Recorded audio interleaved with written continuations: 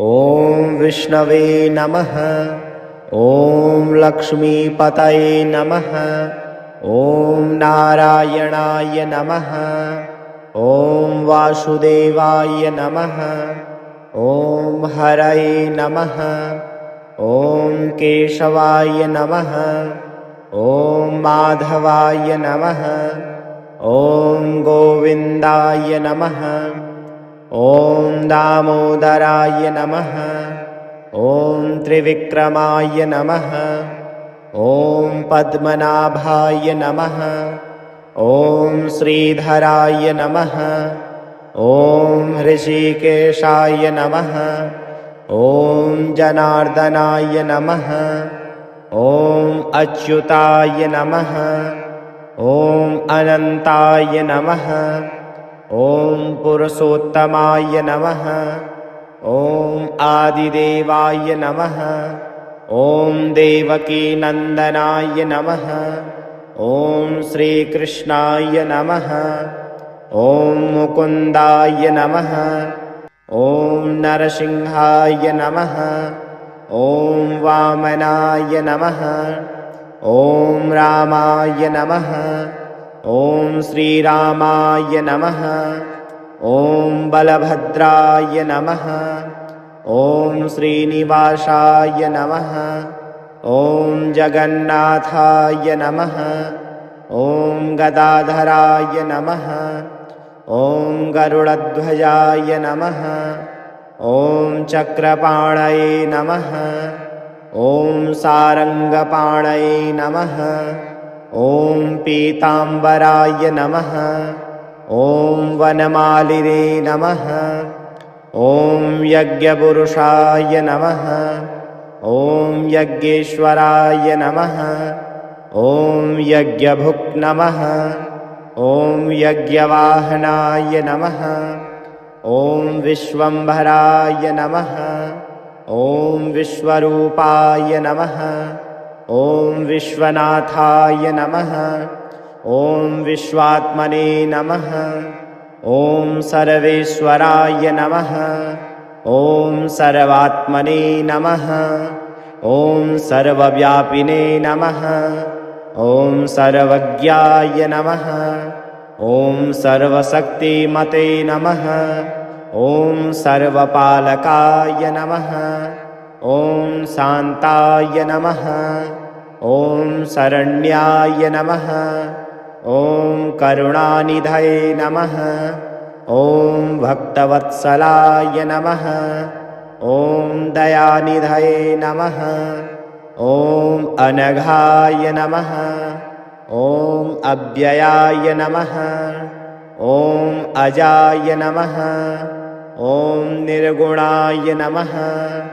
ॐ सगुणाय नमः। ॐ निराकाराय नमः। ॐ साकाराय नमः। ॐ परमात्मने नमः। ॐ परब्रह्मणे नमः। ॐ पुरुषाय नमः। ॐ महापुरुषाय नमः। ॐ योगेश्वराय नमः। ॐ योगात्मने नमः। ॐ योगविदां पतये नमः। ॐ योगमायाधराय नमः। ॐ मायापतये नमः।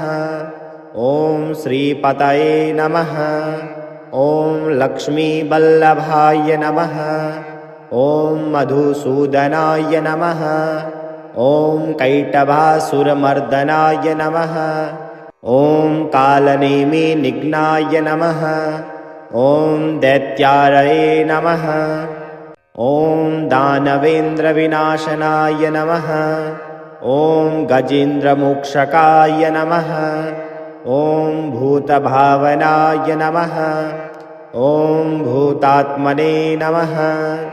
ॐ भूतभव्यभवत्प्रभवे नमः। ॐ सनातनाय नमः। ॐ सत्याय नमः।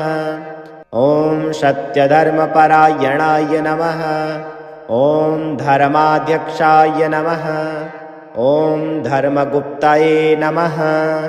ॐ धर्मकृते नमः। ॐ धर्मज्ञाय नमः। ॐ धर्मसेतवे नमः। ॐ धर्माधाराय नमः। ॐ धर्मात्मने नमः। ॐ शेषशायिने नमः। ॐ गरुडवाहनाय नमः। ॐ पद्मगर्भाय नमः। ॐ पद्माक्षाय नमः। ॐ पद्महस्ताय नमः।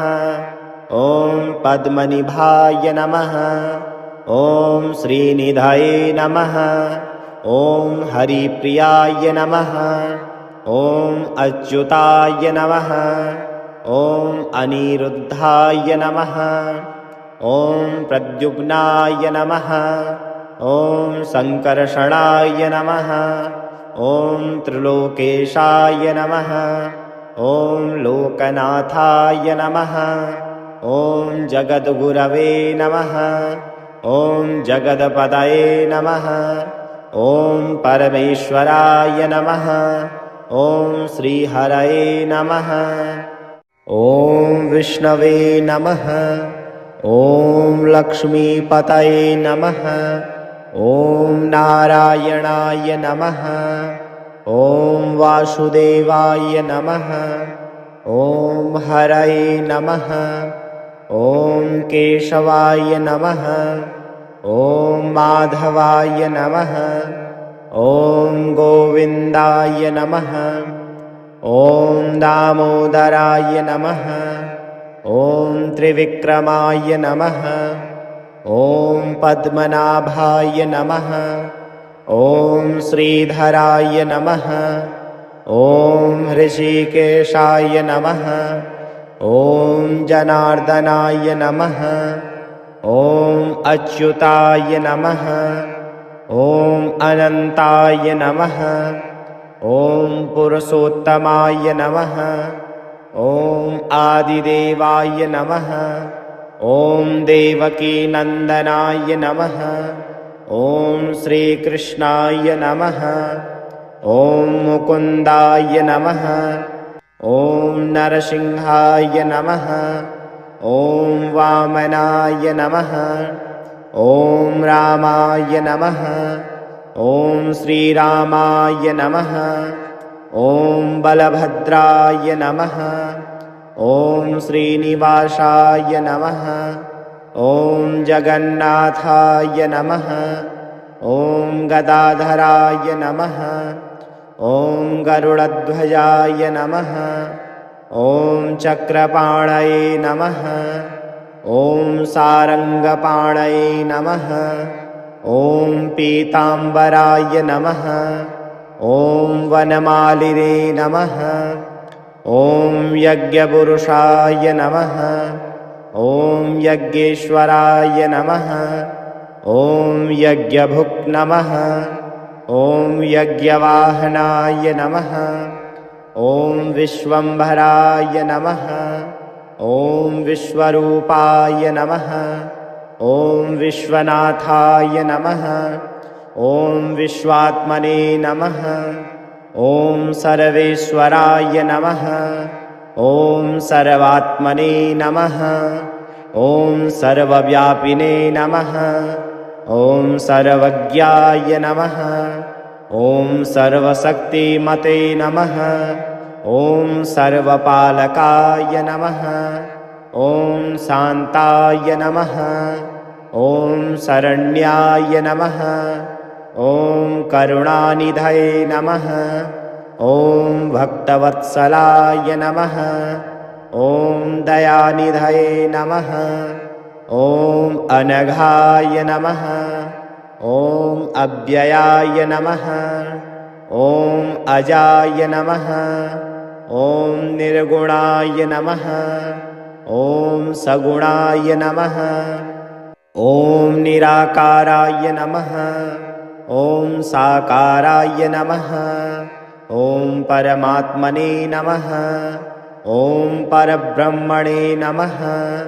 ॐ पुरुषाय नमः। ॐ महापुरुषाय नमः। ॐ योगेश्वराय नमः। ॐ योगात्मने नमः। ॐ योगविदां पतये नमः। ॐ योगमायाधराय नमः। ॐ मायापतये नमः। ॐ श्रीपतये नमः। ॐ लक्ष्मीवल्लभाय नमः। ॐ मधुसूदनाय नमः। ॐ कैटभासुरमर्दनाय नमः। ॐ कालनेमिनिघ्नाय नमः। ॐ दैत्यारये नमः। ॐ दानवेन्द्रविनाशनाय नमः। ॐ गजेन्द्रमोक्षकाय नमः। ॐ भूतभावनाय नमः। ॐ भूतात्मने नमः। ॐ भूतभव्यभवत्प्रभवे नमः। ॐ सनातनाय नमः। ॐ सत्याय नमः। ॐ सत्यधर्मपरायणाय नमः। ॐ धर्माध्यक्षाय नमः। ॐ धर्मगुप्तये नमः। ॐ धर्मकृते नमः।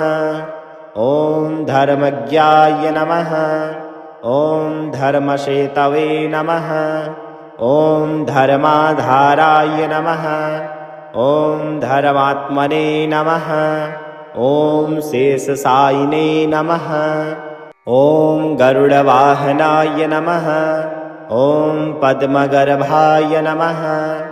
ॐ पद्माक्षाय नमः। ॐ पद्महस्ताय नमः। ॐ पद्मनिभाय नमः। ॐ श्रीनिधये नमः।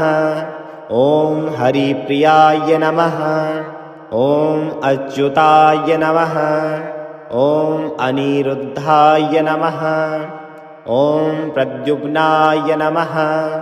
ॐ सङ्कर्षणाय नमः। ॐ त्रिलोकेशाय नमः। ॐ लोकनाथाय नमः। ॐ जगद्गुरवे नमः। ॐ जगदपतये नमः। ॐ परमेश्वराय नमः। ॐ श्रीहरये नमः। ॐ विष्णवे नमः। ॐ लक्ष्मीपतये नमः। ॐ नारायणाय नमः। ॐ वासुदेवाय नमः।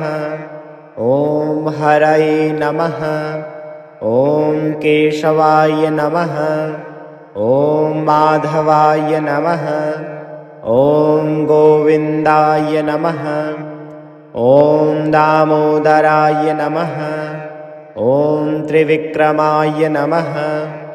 ॐ पद्मनाभाय नमः। ॐ श्रीधराय नमः। ॐ ऋषिकेशाय नमः। ॐ जनार्दनाय नमः। ॐ अच्युताय नमः। ॐ अनन्ताय नमः। ॐ पुरुषोत्तमाय नमः। ॐ आदिदेवाय नमः।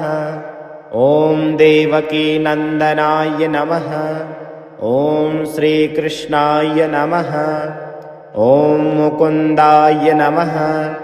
ॐ नरसिंहाय नमः। ॐ वामनाय नमः। ॐ रामाय नमः। ॐ श्रीरामाय नमः।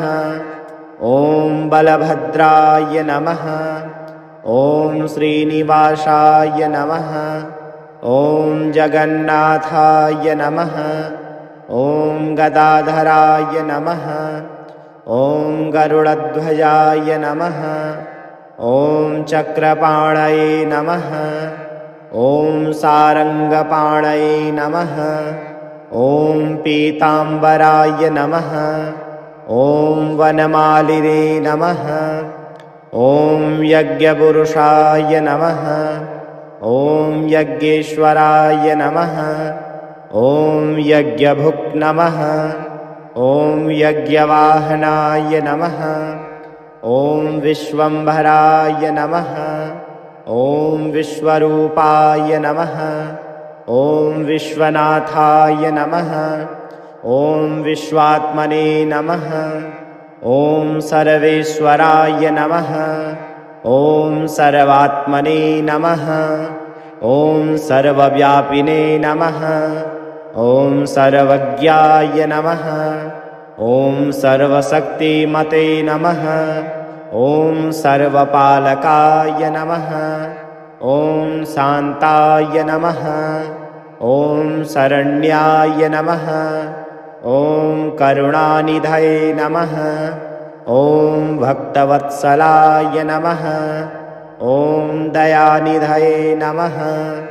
ॐ अनघाय नमः। ॐ अव्ययाय नमः। ॐ अजाय नमः। ॐ निर्गुणाय नमः। ॐ सगुणाय नमः। ॐ निराकाराय नमः। ॐ साकाराय नमः। ॐ परमात्मने नमः। ॐ परब्रह्मणे नमः। ॐ पुरुषाय नमः। ॐ महापुरुषाय नमः। ॐ योगेश्वराय नमः। ॐ योगात्मने नमः।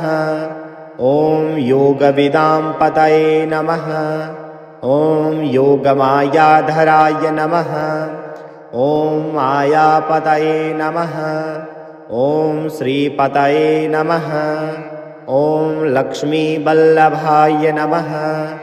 ॐ मधुसूदनाय नमः। ॐ कैटभासुरमर्दनाय नमः। ॐ कालनेमिनिघ्नाय नमः।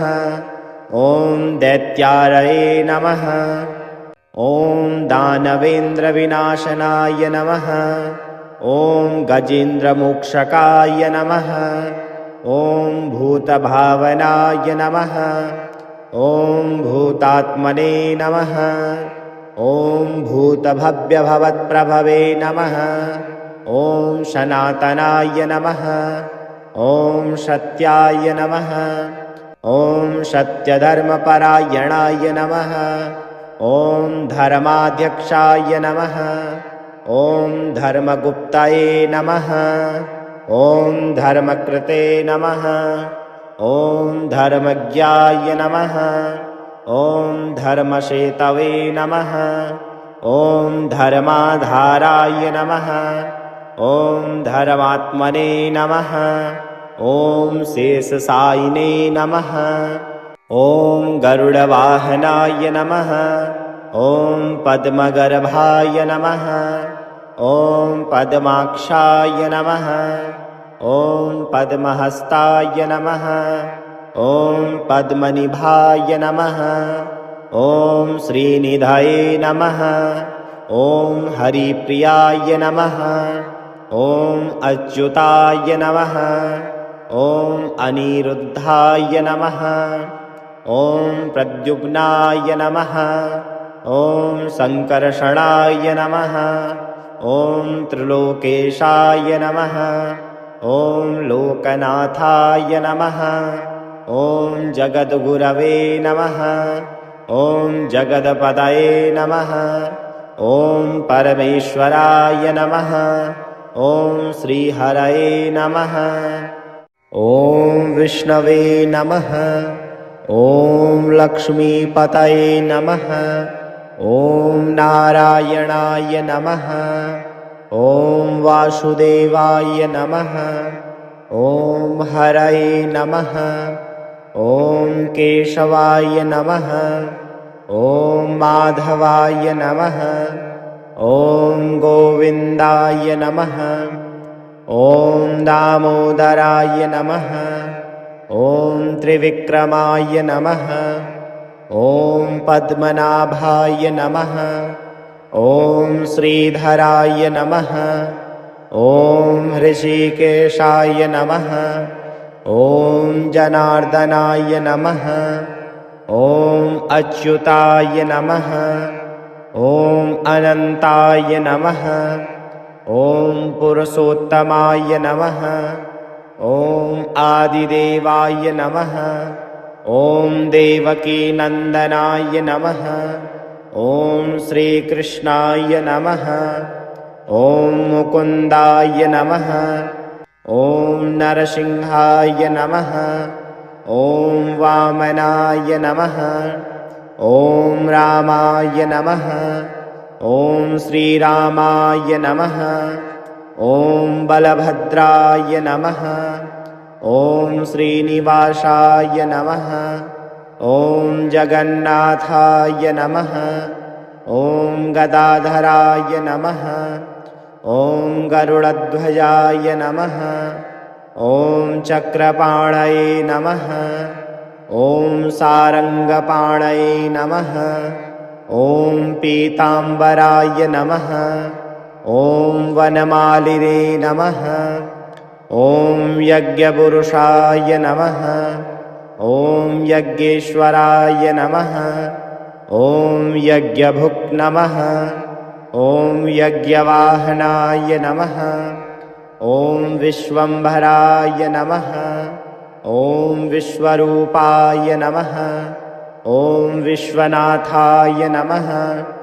ॐ विश्वात्मने नमः। ॐ सर्वेश्वराय नमः।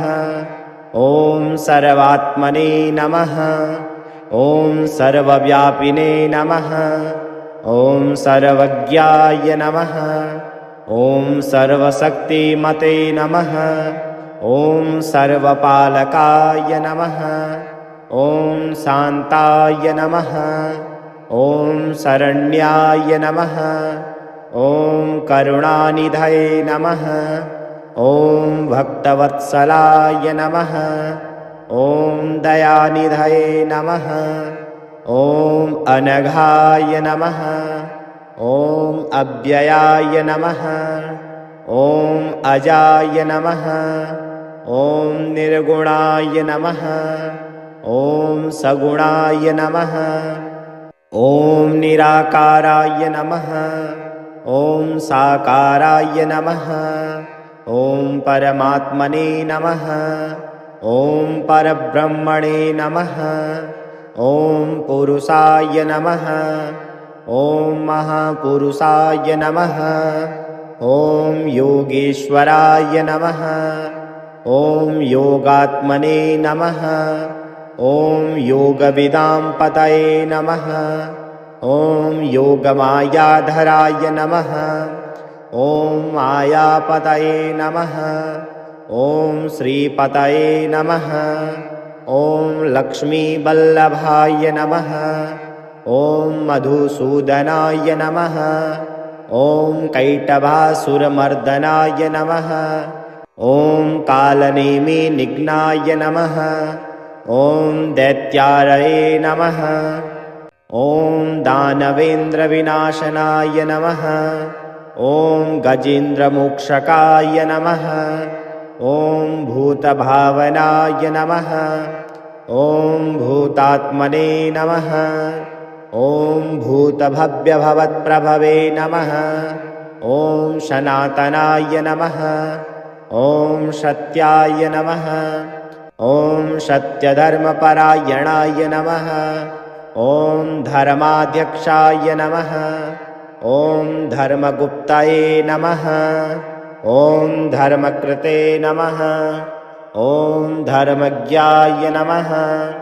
ॐ धर्मसेतवे नमः। ॐ धर्माधाराय नमः। ॐ धर्मात्मने नमः। ॐ शेषशायिने नमः। ॐ गरुडवाहनाय नमः। ॐ पद्मगर्भाय नमः। ॐ पद्माक्षाय नमः। ॐ पद्महस्ताय नमः। ॐ पद्मनिभाय नमः। ॐ श्रीनिधये नमः। ॐ हरिप्रियाय नमः। ॐ अच्युताय नमः। ॐ अनिरुद्धाय नमः। ॐ प्रद्युम्नाय नमः। ॐ सङ्कर्षणाय नमः। ॐ त्रिलोकेशाय नमः। ॐ लोकनाथाय नमः। ॐ जगद्गुरवे नमः। ॐ जगदपतये नमः। ॐ परमेश्वराय नमः। ॐ श्रीहरये नमः। ॐ विष्णवे नमः। ॐ लक्ष्मीपतये नमः। ॐ नारायणाय नमः। ॐ वासुदेवाय नमः। ॐ हरये नमः। ॐ केशवाय नमः। ॐ माधवाय नमः। ॐ गोविन्दाय नमः। ॐ दामोदराय नमः। ॐ त्रिविक्रमाय नमः। ॐ पद्मनाभाय नमः। ॐ श्रीधराय नमः। ॐ ऋषिकेशाय नमः। ॐ जनार्दनाय नमः। ॐ अच्युताय नमः। ॐ अनन्ताय नमः। ॐ पुरुषोत्तमाय नमः। ॐ आदिदेवाय नमः। ॐ देवकीनन्दनाय नमः। ॐ श्रीकृष्णाय नमः। ॐ मुकुन्दाय नमः। ॐ नरसिंहाय नमः। ॐ वामनाय नमः। ॐ रामाय नमः। ॐ श्रीरामाय नमः। ॐ बलभद्राय नमः। ॐ श्रीनिवासाय नमः। ॐ जगन्नाथाय नमः। ॐ गदाधराय नमः। ॐ गरुडध्वजाय नमः। ॐ चक्रपाणये नमः। ॐ सारङ्गपाणये नमः। ॐ पीताम्बराय नमः। ॐ वनमालिने नमः। ॐ यज्ञपुरुषाय नमः। ॐ यज्ञेश्वराय नमः। ॐ यज्ञभुक् नमः। ॐ यज्ञवाहनाय नमः। ॐ विश्वम्भराय नमः। ॐ विश्वरूपाय नमः। ॐ विश्वनाथाय नमः। ॐ विश्वात्मने नमः। ॐ सर्वेश्वराय नमः। ॐ सर्वात्मने नमः। ॐ सर्वव्यापिने नमः। ॐ सर्वज्ञाय नमः। ॐ सर्वशक्तिमते नमः। ॐ सर्वपालकाय नमः। ॐ शान्ताय नमः। ॐ शरण्याय नमः। ॐ करुणानिधये नमः। ॐ भक्तवत्सलाय नमः। ॐ दयानिधये नमः। ॐ अनघाय नमः।